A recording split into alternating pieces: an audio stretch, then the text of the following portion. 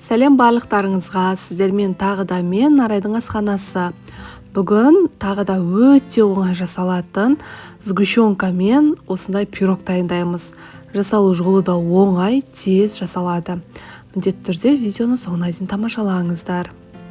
Алдымен бізге керегі қант, ұн, 4 жұмыртқа бөлме температурасындағы разрыхлитель, сүт және де осындай сгущенка қажет. Алдымен ыдысымызға 4 жұмыртқамызды салып аламыз.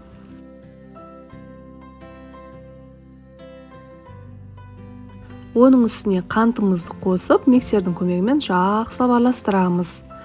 2 есеге көтерілуі керек, және де қанты жақсылап еруі керек. Араластырып алдық, оның үстіне сүтімізді және де сгущенкамызды қосамыз. Менде сгущенка 60 грамм сгущенка қостым. Тағы да миксермен 1 минуттай тағы да жақсылап араластырып аламыз.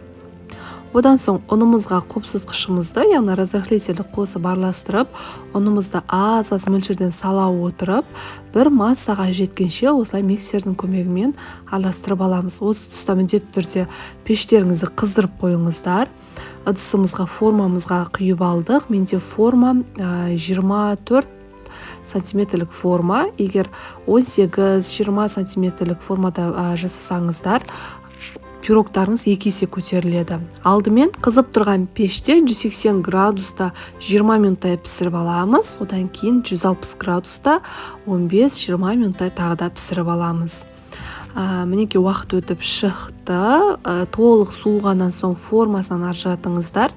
Осылай ең соңында суығаннан соң сгущенкамызды бетіне жағып шығып, қалауларынша сенбесеңіздер болады. Осы пирогқа орех қоссаңыздар, өте дәмді болады. Менде ол болмағандықтан осындай тәтті кәмпиттерді сеуіп шықтым.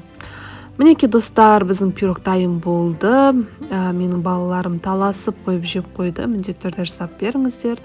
Сіздерге ұнайтынына сенімдімін. Сіздермен бірге болған Арайдың асханасы. Жаңа видеоларымды жіберіп алмау үшін каналыма тіркеліп, достарыңызбен де бөлісуді ұмытпаңыздар. Астарыңыз дәмді болсын.